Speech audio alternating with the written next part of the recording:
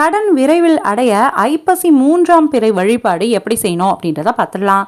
பொதுவாகவே ஒவ்வொரு மாதத்திலும் வரக்கூடிய கரி நாளில் நம்ம கடனை திருப்பி செலுத்தினோம் அப்படின்னா அந்த கடன் விரைவில் தீரும் அப்படின்னு சொல்லுவாங்க. அதுவும் இந்த 3ஆம் பிறையோட சேர்ந்து வந்திருக்குங்க. இந்த நாளில் செய்யக்கூடிய எளிமையான வழிபாட்டு முறை நம்மளுடைய வீட்டில் இருக்கக்கூடிய கடன் பிரச்சனையை தீர்க்குங்க. கூடவே பணவரவை அதிகரித்தும் தரும். அப்படிப்பட்ட அற்புதமான நாள்ல எந்த மாதிரி பரிகாரங்கள் செய்தோம் அப்படின்னா நம்மளுக்கு நல்ல பலன் கிடைக்கும் அப்படின்றத தெளிவா பார்த்துடலாம். இந்த வழிபாட்டை அக்டோபர் மாதம் 23ஆம் தேதி வியாழக்கிழமை அன்று மாலை 6 மணிக்கு மேல செய்யணும். பூஜை அறையில ஒரு தட்டை எடுத்துக்கோங்க. அந்த தட்டு மேல ஒரு கைப்பிடி அளவு பச்சரிசியை போட்டு நல்லா பரப்பிக்கோங்க. அதுக்கு நடுவே ஒரு அகல் விளக்க வைத்து சுத்தமான நெய் ஊற்றி பஞ்சு திரி போட்டு தீபம் ஏற்றணுங்க. இந்த தீபத்தை மேற்கு பார்த்த மாதிரி ஏத்திடுங்க.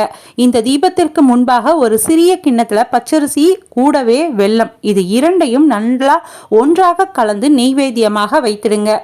எந்த நேரத்துல சந்திர தரிசனம் காண இயலுமோ அந்த நேரத்துல வெட்ட வெளிக்கு சென்று சந்திர தரிசனத்தை செய்யணுங்க.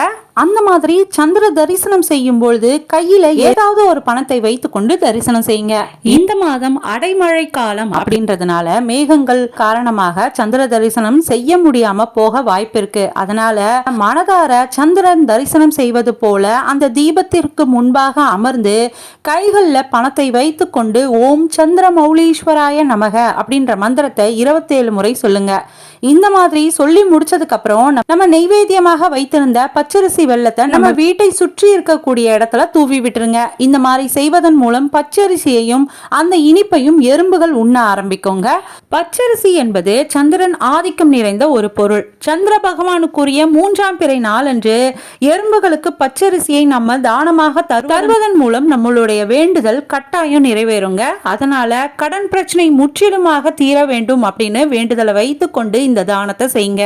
அதே மாதிரி கையில் பணத்தை வைத்து கொண்டு நம்ம பூஜைகள் செய்தோம் இல்லையா, சந்திர தரிசனம் செய்தோம் இல்லையா, அந்த பணத்தை பத்திரமாக ஒரு கவர்ல போட்டு கடன் கூடிய விரைவில் அடையணும் அப்படின்னும் பணப்பிரச்சனை அப்படின்றது இருக்கவே கூடாது அப்படின்னும் பணவரவு அப்படின்றது நம்மளுக்கு எப்பயுமே இருந்து கொண்டே இருக்கணும் அப்படின்னு நினைத்து கொண்டே இந்த பரிகாரத்தை செய்யுங்க. சக்தி வாய்ந்த இந்த 3ஆம் பிறை வழிபாட்டை முழுமனதோட செய்பவர்களுக்கு கடன் தொடர்பான பிரச்சனைகள் தீர்வதோட பணவரவும் அதிகரிக்குங்க. யாரெல்லாம் இன்றைய தினம் 6 மணிக்கு இதை செய்ய போறீங்க அப்படின்றத கீழே கமெண்ட்ல சொல்லுங்க, நானும் தெரிஞ்சுக்கிறேன்.